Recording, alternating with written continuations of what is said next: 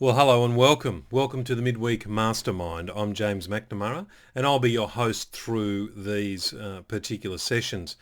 Look, I put the B2B Academy together because there are some special systems and capabilities required to be able to attract, convert and grow business customers, and they're different to the other sectors such as business to consumer or retail or and of course different to online. So I wanted to be able to share with that group of people, those business owners who have other businesses as their customers. So the Midweek Mastermind was put together. I'm just going to move over now to that view there. So I'm in the bottom corner and you can see the screen. The Midweek Mastermind was put together as a way of sharing ideas with business owners who want to be able to, in particular, lead their business through tough times. Now we are in difficult times at the moment, but this is for those entrepreneurial spirits, those positive-minded folk who want to be able to drive their business through this difficult period, but come out the other side and go on to build their business bigger and better than ever before. It's for those people who understand that in every adversity, there's an opportunity. And I know that sometimes is really hard to hear, particularly if you're in a situation where you're now in a cash flow crisis or business is really, really tough. But I'm seeing examples quite regularly of businesses who've been able to pick up the pieces where other businesses haven't been able to, or they've been able to refine or structure new services and new offerings and be able to pick up revenue that wasn't available previously because the needs were different. So this is for those businesses who want to come out the other side and go on to be bigger and better than ever before. So just a little about my background before we dive into the content. Firstly, I'm beaming into you from Brisbane in Australia. So that's halfway up the east coast of the island continent of Australia. You can see where we're positioned in relation to Japan, South Korea, China, Philippines, and there's Canada. It's not Canada, silly me. That's CA for California over there. So that's the west coast of the United States. And yes, you got it. There's Antarctica down there. So we're way out in the middle of the Pacific and Indian Oceans there. So I have been in the B2B space for most of my working life. After finishing university, I wanted to start my own businesses. And look, indeed, I tried that, but I found that I needed the street smarts, particularly around client acquisition and client development, in order to build a business of my own. So I took some time and went into sales and business development roles inside larger organizations and really learnt the art of being able to identify, connect with, present to, convert and build customers in the B2B space, and all types of customers, from small businesses through to corporates, and then of course into the government sector as well. And each of those have their own special idiosyncrasies and considerations when you are trying to build customer bases out of those sectors. During that time, early on in the piece, actually, I got asked to come and speak to business groups about my approach to sales and marketing and communication.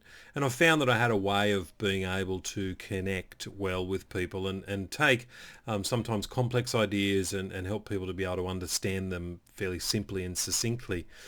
That meant that people came and asked me to work with them in their businesses. So I suppose you could say I had consulting clients even before I really knew what the consulting industry was all about.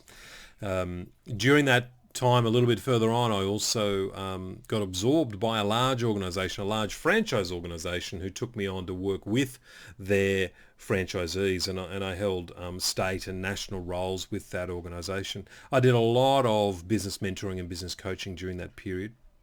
And prior to that, I'd had business coaching customers as well.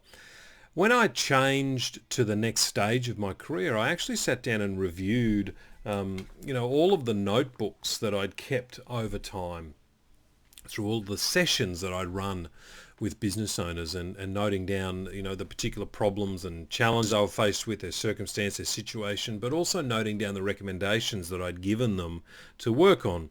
And there was something in common with all of that. Even though I was dealing with different businesses each time and I was dealing with different challenges for each of those businesses.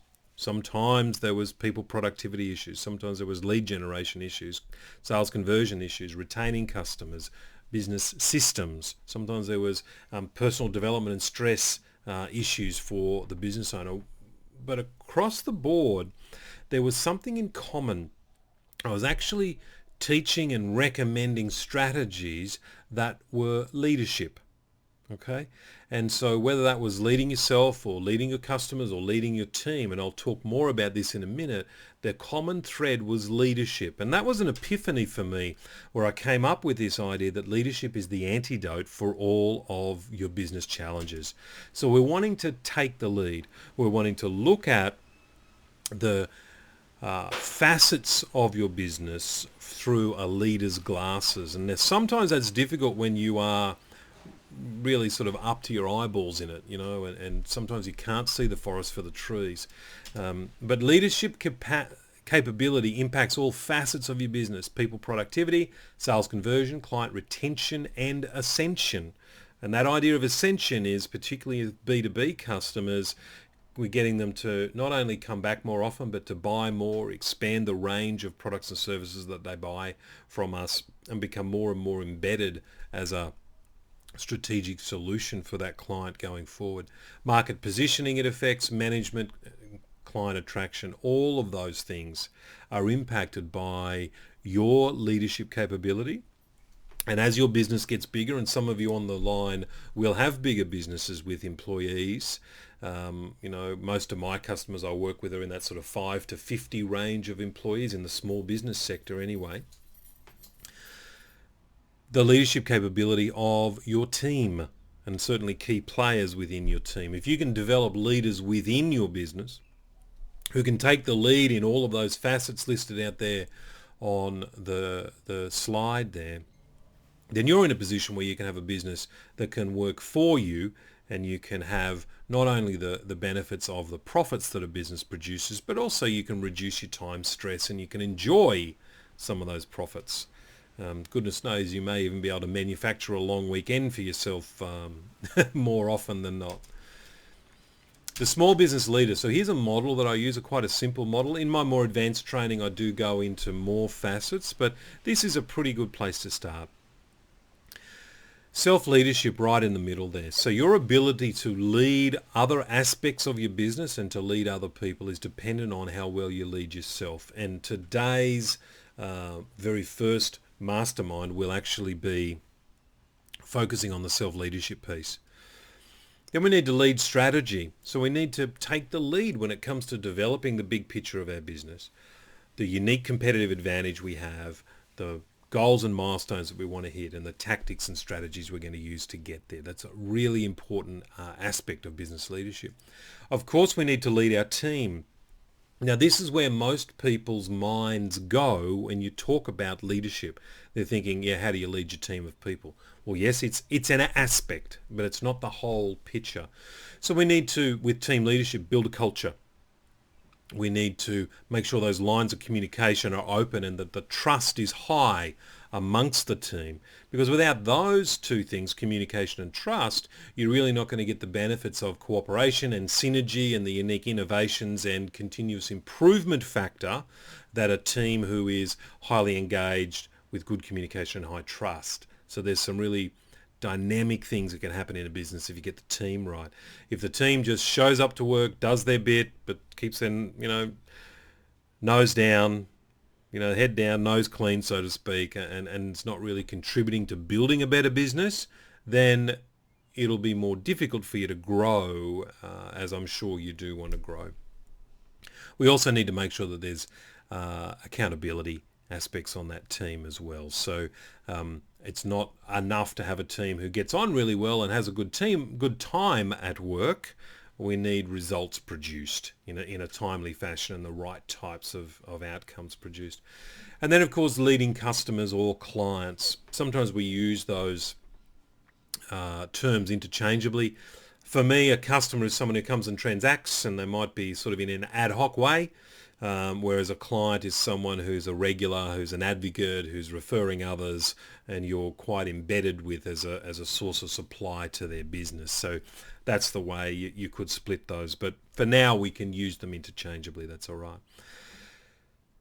The methods of selling to customers, I think there has been a slight change, but the customers really want a change now. They're more educated than ever before. They don't want the salesperson that shows up and throws up.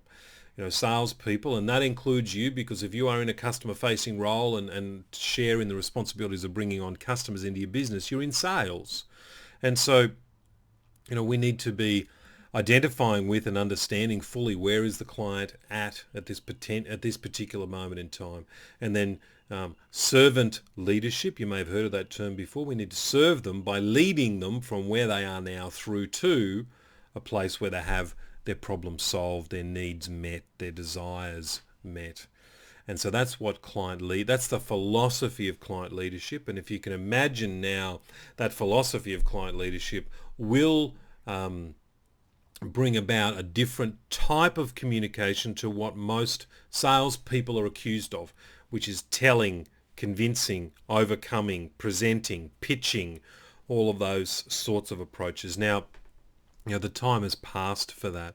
And what I've found is when you deeply understand the customer's needs and you take a leadership posture in your communications with clients, you don't actually need to close hard. You don't have to pitch. You don't have to overcome.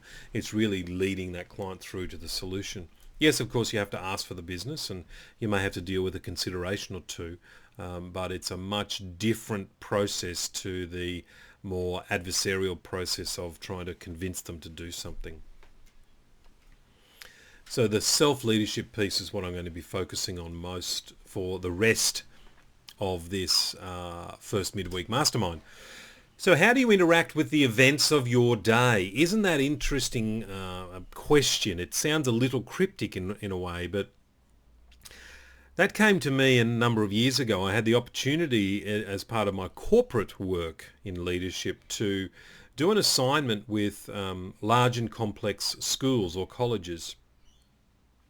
And the question was to look at leadership processes and practices inside large and complex schools and compare and contrast that to the private sector. It's a common thing for sort of government organisations or institutional style organisations to want to compare and contrast to the private sector. I had the opportunity to interview a number of executive principals and very strong educational leaders. And one fellow talked to me about how much importance he puts on mission and purpose in making sure that the educational staff of the school really align to that. And he said, look, our values, our vision and our values really show us how to interact with the events of the day. And I thought that was I really sort of lost a moment in time when he said that. I was really captured by it. And what it speaks to is a range of things.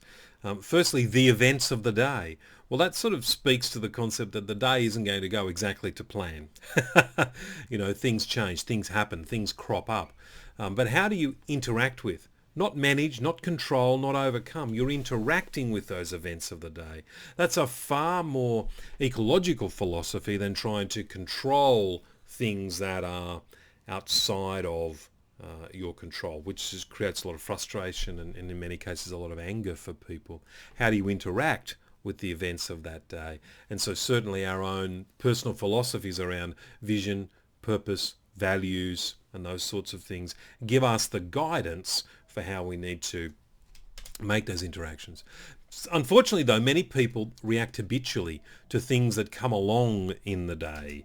Sometimes those habits aren't helping you towards your goals. So a classic example of that would be the person when something happens, a stimulus that's a bit stressful, they can flip their lid and they become angry or verbally aggressive and hot under the collar, and there's a lot of damage done when that happens. So that's the obvious example to go to. And some of you might be thinking, oh, well, I don't do that. And good if you don't. But here's another more subtle example. One of my clients has some technical people on staff, and they're very, very good at what they do technically.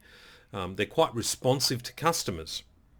in terms of they've got that rare mix between good customer service and high-end technical ability.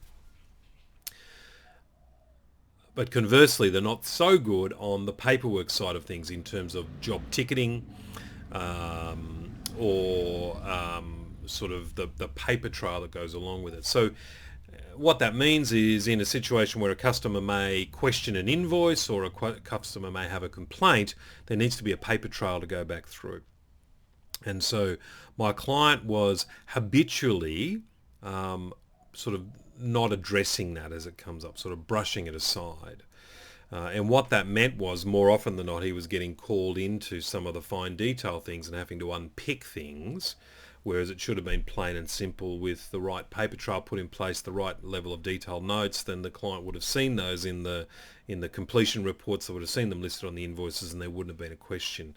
And the amount of frustration and angst and time sucked away of the business owner's time wouldn't have occurred. And so, but there was a habitual pattern of sweeping that under the carpet. And what we had to do in order to stop these unsightly interruptions for the business owner was to get that habit changed, so that when these things came up and it was clear there was a breach in the policy around the paperwork or the closeout reports, that was addressed, and that, you know, we dealt firmly with the pushback that was coming from those technical staff who wanted to sort of brush that aside and say, oh, well, I had to move on and serve the next customer, got to keep the customers happy, haven't got time to do all this writing down. And we had to just work on that firm but fair over a period of time. And what happened? It took about 6 months, but we've changed the habits and we've changed the culture of that little business. And now that's one thing that doesn't pop up and surprise that business owner and take his attention away from the strategic business building aspects that he wants to do. He's far less stressed and life is good. So sometimes I guess the not so obvious habits are some of the ones that we need to change. So this is what I'm talking about here. Something happens, a problem, an opportunity or something else, and we react habitually and familiarly. We tend to repeat patterns that are familiar to us. We do the same things unless we're consciously focused on not doing those same things. And where we've got to consciously focus, of course, is on the thinking that precedes the behaving that precedes the result. So it's so often we get worried about the result that's not happening and we look to the behaviour and we try and create change in that behaviour, but sometimes we fall back into the old traps, don't we? If we actually analyse and understand through, I'm going to talk about it later on, through the unique endowment of self-awareness, what's the thinking that's preceding that behaviour that precedes that result? If we change that thinking, then we can change everything else throughout that. So let me follow this concept along a little bit further for you. I read a book called Man's Search for Meaning a number of years ago, probably about 20 years ago now. And this statement, it was quite exciting for the first time you read this. Between stimulus and response, there is a space. In that space lies our freedom and power to choose our response. In our response lies our growth and our freedom. So Viktor Frankl, Man's Search for Meaning, published in 1964. Here's what that means diagrammatically. So something happens, a problem, an opportunity, or other event or stimulus. We've got the ability to choose how we're going to respond to that. And then, of course, we make that response. You may have heard before the old statement of it's not what happens to you, it's what you do about it. Now, sometimes people can sort of shove that in your face and can be sometimes said in a rather insensitive way by people who don't really get the fact that you might be, you know, significantly impacted or hurting at a particular point in time. Let's unpack this bit about choice in a way that's not so sort of in your face, and you can understand the unique capabilities that you have as a human, the unique capabilities that are locked away inside your human brain that you can unleash to be able to explore this freedom. This is the key word here, freedom. Yeah. So if we look at that, in that space, one unique mental capacity we have is vision. What do we want the outcome to look like? Where are we heading over the next year, 3 years, 5 years? What's our next big end picture? so that we can start to align our responses to something that's going to step us forward towards that vision rather than take us away. So both examples I gave before, the person who flips their lid, that doesn't take you towards any sort of a worthwhile vision, because it breaks relationships, it stresses you out, it's bad for your health, and it doesn't help create positive change. The fellow who had difficulty in changing the behaviour of the technicians, that wasn't taking him forward to the future either, because it was impacting upon his time and holding him to the day-to-day to do, rather than allowing him to spread his wings and become more strategic in the development of the business, and of course to become more involved in the key aspects of the operations of the business that he's very good at, which is the selling and the landing of brand new clients. So those interruptions took away time and focus from those two activities. So by aligning to, hey, this is the sort of business you want. You want to be here in 3 years' time with these sorts of things happening. So unless we create change in that behaviour of those individuals, you're going to get to the 3-year mark and you're still going to have these things happening. That was the sort of gentle conversation I was having with him to help him understand the importance of and to prioritise taking action on those things rather than setting it aside. So that's a unique human capacity. Nothing else, no other animal that we know of can see a picture and put themselves in the future in an imagined situation. And that's what we do. We imagine what we want our business to be like, so we've got that picture, and then we go about working to make it happen and to create it. So often people don't tap into often enough the power of that imagination, and we should do it. And I'm going to talk a little bit more later on how we can do that. Awareness. So this is the ability for you, I didn't bring my sunnies in, but this is the ability for you to look through the glasses and then look at your set of glasses as well.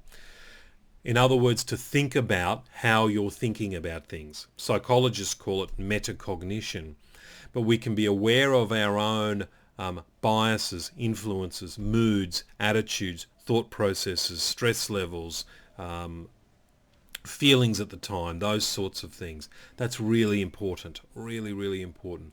So we can analyze, well, is this what's going on for me right now? Okay, I'm feeling this, I'm thinking this, and my mood is this. I'm having a challenge with this. So is that thought process, that mood, that emotional state going to take you further towards your vision, or is it going to pull you away from the vision? And particularly in those situations where it is pulling you away from the vision, we have this a volition or independent will or willpower. You've heard the statement, under their own volition they went and did this. So we've got the unique ability to change what we're thinking.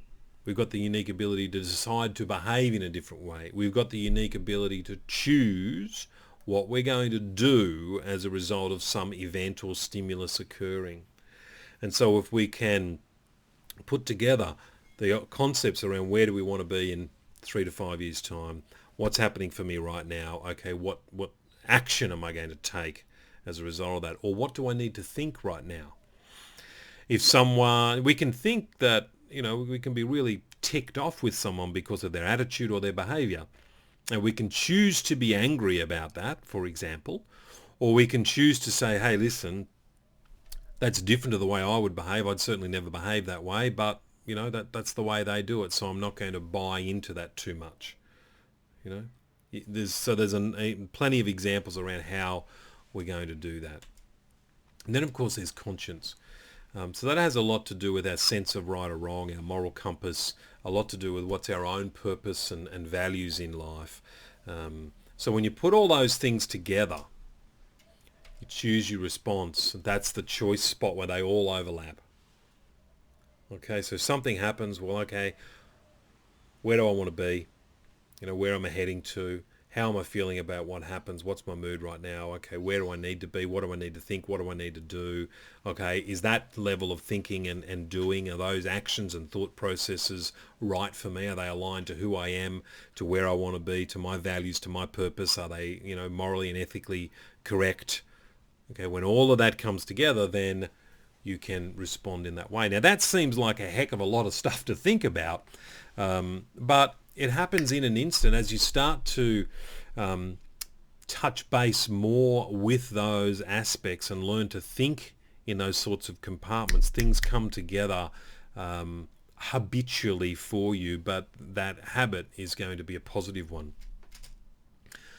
So simple strategies then to enhance self-leadership. So I really want to zero in on those 4 circles because as you'll see at the end, I'm going to give you 15 laws of success for something that was written in personal development material nearly 100 years ago, still very relevant today. But what you'll notice in the future when I give you those 15 things, you can almost put them under each of these 4 broad umbrellas. And those broad umbrellas of vision, of self-awareness, of our volition or independent will, and our conscience are all thinking aspects. They're all capacities of our brain that we can use. So developing vision. So visualization, exercising your imagination. What do I want things to look like? What could it be like? So just using your imagination. And you don't need anything for that other than perhaps to close your eyes. So often we don't take time to do that. But it's amazing what sort of breakthroughs in thinking, the way in which ideas can be connected when you allow your brain to tap into that capacity to imagine.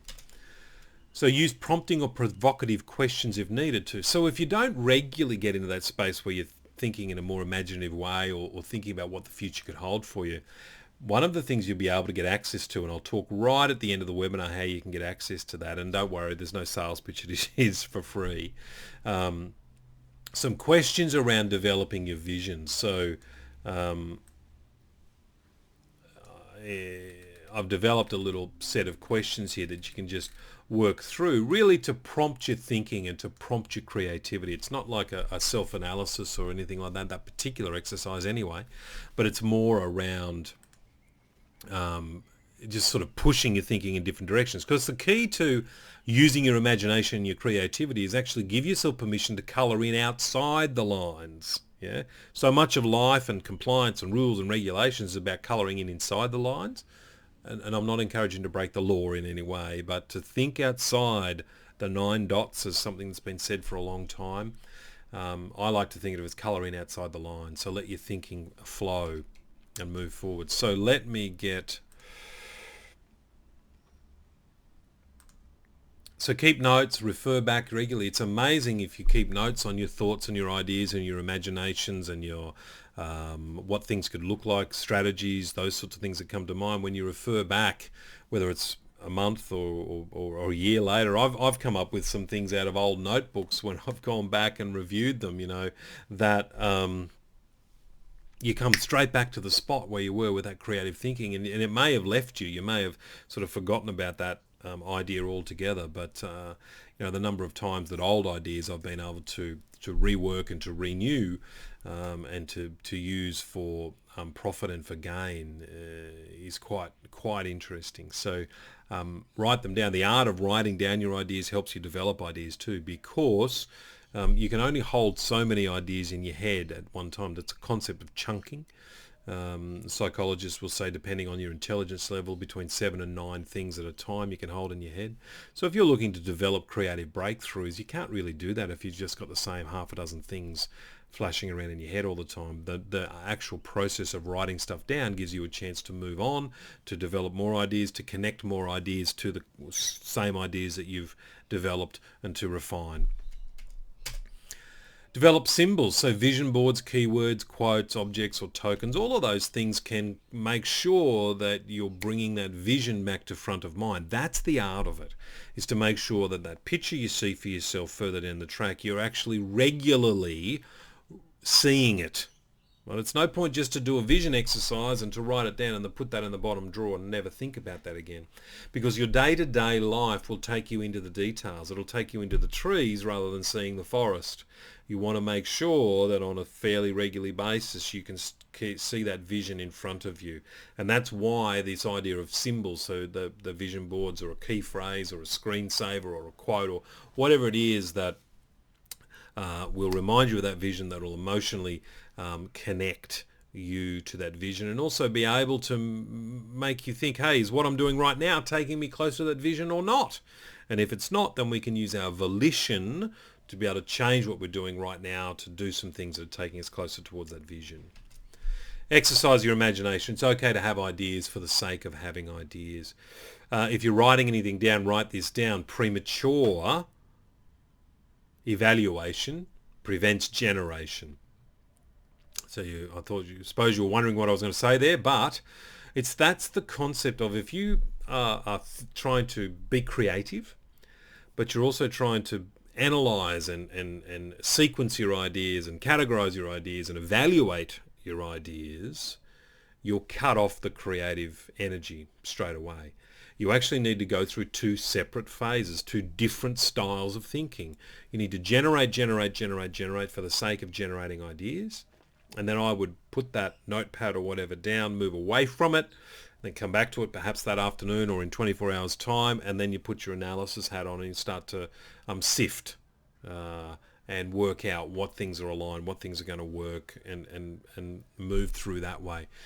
So often we're in search for the quick fix. We try and evaluate the ideas as we come up with them, and all that serves to do is cut our creativity off at the knees, and we don't actually come up with the creative breakthroughs we need to move ahead. So ideas for ideas' sake, that's the generation phase, and then you can come back and prune those ideas and analyze them later on. Remember that all things are created twice, firstly in your imagination and then in reality. So we need to literally dream up what we want to achieve and where we want to be, and then we've got to roll the sleeves up and get to work. There's a lot of hard work in that, but if we don't see it first, we don't know what we're working for and where we're going. The idea of I'll believe it when I see it, well, you can't have that for your own success, because if you need to see your own success before you've gotten it, then that never works, right? You've got to imaginatively see it and work hard towards it, and then you see it, feel it, experience it in reality. Developing self-awareness. We'll start with a journal. That could be a Dear Diary if you're that sort of person. You like to write about the daily events. That's a good way. It could be mind maps. It could be a notepad. It could be, if you want to do things online, it could be as simple as an ongoing Google Doc that you want to do. But reflect on actions and consequences. So think about the law of the farm. This is what I took this action. I got this result. What's the learnings from that? What feelings and emotions came up for you? What brought those feelings and emotions up? What was driving them? What can you do differently next time? How can you use volition to change the way you think and feel and act? Explore your own fears, concerns, struggles, joys and achievements. And note down your commitments and promises, because you want to absolutely make sure that you keep those commitments and promises. Developing volition, as I just said, make a promise and keep it. So good place to put your promises and commitments is in your journal. Of course, be careful about the promises and commitments you make. You don't want to use loose language. So as simple as, yep, sure, I'll get back to you tomorrow. But if you've got one heck of an afternoon and a busy day tomorrow, and it's not realistic that you're going to get back to them tomorrow, you've just made a commitment or a promise that you can't keep. So learn to be sort of studious about the promises that you make and the commitments you make, and then use your own volition to make sure that you keep those promises and commitments. There's a really important part about developing your personal power with this. I'm not just talking about being a good boy or girl. I'm talking about developing your personal power to achieve. So when you keep a commitment or a promise, you're being trustworthy. People can trust what you say, trust what you get done. Trustworthiness is more than just the honesty piece.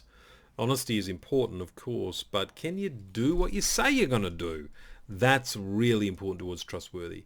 But you'll begin to trust yourself.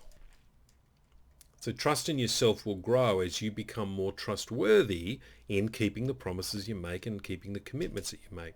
Your self-belief will grow is, yes, I can do that because I do it. If I say I'm going to do something, I get about and do it. One of the reasons why people don't trust themselves to do it is because they've said they're going to do things before, and then they've let themselves off the hook and they didn't get it done. And then you come to doing the next thing and, I don't know, I didn't do the last thing. I don't know whether I'll be able to do this thing. So if you start to change that in terms of make a promise and keep it. Don't make a promise that you can't keep. Make a promise and keep it. right? If you can't get back to them tomorrow, get back to them by Friday, and make sure you absolutely do. Even the simplest of things, make sure, and then your personal power will grow. Write your promises and commitments in your journal, as we've said. If you fail to deliver, explore why. Get the lesson from the experience. Was it because you overpromised and underdelivered? Was it because you weren't all that rational or accurate in your thinking around the promise that you made? Is it because you had the best of intentions of being able to do that, but you didn't have the resources of time, money or energy to be able to get around and make that happen? Understand that, and then learn from it and work out how you can go forward and make promises that you absolutely can keep.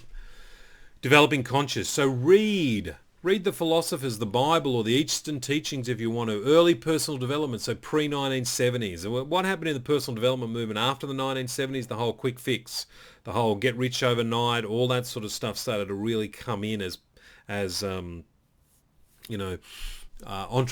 authors began to see a gravy train of selling hope. And if they can sensationalize that and then they can make even more out of that. So I tend to enjoy the personal development work that's pre-1970. Even though the language can be a bit old and a bit stiff in some ways, just read through that and understand the context in which it was written. But there's a lot of good that can come out of that. I've actually got 15 success principles that comes from that era, actually nearly 100 years ago, that I'll show you in a moment. So a personal purpose statement and personal values. So what's your inner core? What's your true north? Have you ever developed a personal purpose statement? What are your personal values? In my advanced teachings, I teach people how to do this for themselves so they can come up with their own personal purpose and value statement. It's incredibly important when it comes to decision making. If you come to a really tough crossroads and you don't know whether to go left or whether to go right, your purpose statement and your values are actually the direction. They're the compass bearing that will tell you which way you need to go. So it really helps with decision making. So is the way you're thinking, feeling and acting, is that aligned to your purpose statement and values? That's your sense of conscious. It's also, of course, about the social conscience, which Carl Jung come up about in terms of what's right or wrong based on my social conditioning around that. And there's a big question around morals and ethics within that as well. But does what I'm thinking and what I'm proposing to do, or the way I am acting, does it feel right? Does it fit right? And if not, if that's not right, then we can go back to our volition, our independent will, our willpower, and change the way we're thinking and acting to do something that's more in line with what's right for us from a conscience point of view. Listen to your inner voice, your own Jiminy Cricket. You can journal that too. So if there's a confusion point, if you're a situation where your particular personality may want to keep all people happy and you get torn between two things, well, that's a good point to write things down and journal things down. It can just be bullet points, keywords, frustration. You know, I learned about journaling from a mind power expert a number of years ago, and they said if you're trying to write through a problem and all your brain's bringing up is problem, stuck, don't know the answer, write that stuff down, keep writing, keep the hand moving, and what will happen is you'll start to keep you moving with, need to get through, need to get on, looking for answers, keep that sort of momentum going, and you'll be able to come up with some insights to be able to move forward. You don't just want to keep reading, I don't know what to do, I don't know what to do, I don't know what to do. You want to be, I don't know what to do, looking for answers, trying to find a way, those sorts of things. And that'll really tap into those powers of creativity and imagination to help you see things in a different way. There's a little Jiminy Cricket. We need to make sure we listen to that. So I mentioned before about the 15 laws of success. Napoleon Hill back in the 1930s, so 90 odd years ago. When I list these up, you'll see that they fit, in the main, they can fit under either the vision, the self-awareness, the volition, or the conscience. So a definite chief aim, vision. Self-confidence, that's your volition about keeping the promises that you make. That will make you a more confident, self-determined person. The habit of saving, initiative and leadership. Imagination, we talked about that a lot, didn't we? Enthusiasm, so you can choose to be enthusiastic about what you're doing, or you can choose not to. Yeah. How am I feeling right now? Lethargic, not very enthusiastic. Okay, will that get me towards the grand vision that I have myself? Well, no. Well, I need to become enthusiastic about getting this bit done so I can move to the next step. Now, I've gone ahead and done things where it's pretty boring work, actually, but I'm enthusiastic about getting that done because I actually then step through to the next place. So A, I'm one step closer to the vision, but B, the next thing is far more dynamic and enthralling to do. Self-control, again, volition, the habit of doing more than is paid for. So that's the idea of under promise, over deliver. It ties really nicely into the keep the promises you make. The pleasing personality, accurate thinking. So accurate thinking, again, I talked about that just with the keeping your promises you make. But it applies to many more things. But is that right? And if you keep overestimating or over-exaggerating, then your self-awareness, your journaling, you want to dig into that a bit and understand that so that you can be accurate in your thinking. Right? If you're setting goals that are just way too big in a certain period of time, that's inaccurate thinking. And all you're doing is setting yourself up to keep missing goals, which isn't good for your sense of personal power or personal belief. Concentration, cooperation, profiting by failure. Get the lesson. If you make a mistake, fine, just make the mistake once. You know, some people get away with it and they go, oh, so what, I made mistakes. Oh, well, got to have a go. But they're not learning from that mistake. You shouldn't be making the same mistake more than once. If you keep making that same mistake, then, hey, something's got to change. Tolerance. Really, really important. If you want to get through and get on, you're going to have to put up with stuff. You're going to have to put up with shitty situations and shitty people. Let's just understand that. Right? Some of those things you'll need to change. You'll use volition and your assertive ability to be able to change that. But sometimes you just got to get over it and get on with it. Right? And you need to be able to know when to pick those moments. And of course, the practicing the golden rule. That's really important. You can do that in your journaling as well. So if you had an interaction with someone and your conscience says, I don't know whether that was right, then ask the golden rule. Do unto others as you would like them to do unto. How would I feel if that was done to me? Right? And sometimes we need to remind ourselves of that. That's a pretty good, well-rounded list, isn't it? Now, what you could do with a list like that is there'll be plenty of things on there that you've already got a handle on and doing well, but there'll be a couple of big ones you're thinking, I'm not working so hard on that. That could be your self-improvement goal for the next 90 days. I want to be able to be more, and that will then, and if you focus on that and review your actions of the day, use that in your journaling, what you'll actually be able to do is to carve out for yourself some new routines or habits. And you'll become more like that person who is more tolerant than the person who flips their lid under stressful situations. And a million examples that could come away from that idea of what do I want to achieve personally? Who do I want to become? How do I want to improve? Because it's an inside-out approach, isn't it? The better you are, the better you become, the better results you will get in relationships, in businesses, in a whole range of other projects that you go on and do. So look, we're nearly drawing to the end here, but I just want to talk to you about recordings and extra worksheets for the midweek mastermind. So I've got a membership site. I'll be adding to that membership site the midweek mastermind. So that's free forever for the first 20 people. Eventually, or not eventually, reasonably soon, I'm going to put a once-off fee on accessing that because it'll take the midweek mastermind streaming that we do to a whole new level. So it'll have the recording, of course.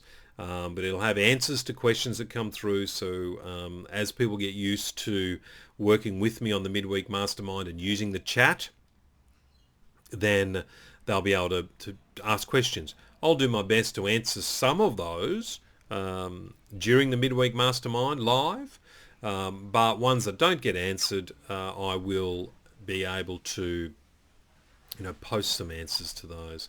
There's some worksheets, so I want to show you a couple of those that I've got ready actually. So I've shown you the vision questions one. There is one more.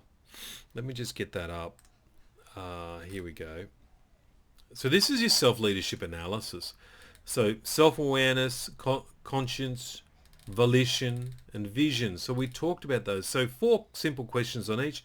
You can rate yourself 0 to 4 on that, total it up, and there's a bit of an indication here as to whether or not that endowment or that unique capability is inactive, active, or highly developed. Now this comes out of First Things First, written by Stephen Covey and Roger and Rebecca Merrill. Very, very good book. I recommend you get your hands on it and read it. But if you wanted your own learning and personal development goals, this little worksheet, for example, would be a really good one to go for. And if you work out that one of those unique skills, either vision, self-awareness, volition, or conscience, is not as developed as it could be in your case, then you can go about doing some of the things I mentioned earlier on this webinar. You could review the recording and go through and pick up a couple of simple things that you're going to work on. Because what it's about in moving forward in every aspect of your life is to say, well, okay, my personal development, do I have to go and absorb myself in learning and put all of my spare time into that for a period of time? I don't think so. I think what it's about is becoming more aware of the areas where you're going to get the most leverage from improving, and self-leadership is a highly leveraged area because it'll impact all other aspects of your business and your life as well. So pick an area out of that you want to improve, and go about doing some things to improve that and stay focused on it. So those 2 worksheets, for example, for this recording will be on that membership site. And there will be from time to time additional resources. So think about things like checklists or extra readings or some little templates. I don't want to overburden with too much material, because sometimes too much material means it's hard for you to really pick anything out and work with it. So some simple little things that are closely related to what the topic was for the Midweek Mastermind. So I'll send a link over the next few days for you to register for the free account, and then you'll be able to get in. It's free. You'll be able to make a username and a password, and you'll be able to log in at any time, and you'll be able to access this, review other sessions, and so on and so forth. Of course, you'll be lucky enough if you miss a recording to be able to jump on and see that. It's great to have you all on live, of course. It makes for a better experience, but there is a time when things happen.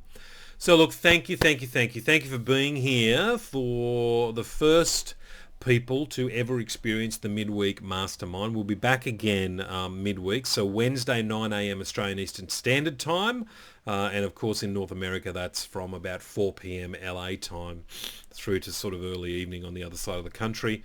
I will also be releasing a closed Facebook group very soon, and we can jump in there, and as long as we stay on topic, you're welcome to be in there and ask questions and get some hints and tips from me and others who will have valuable information to offer as well. All right, thank you so much. I'll end that webinar now and let you get on with your day. Have a fabulous week, and I'll see you midweek next week. Bye for now.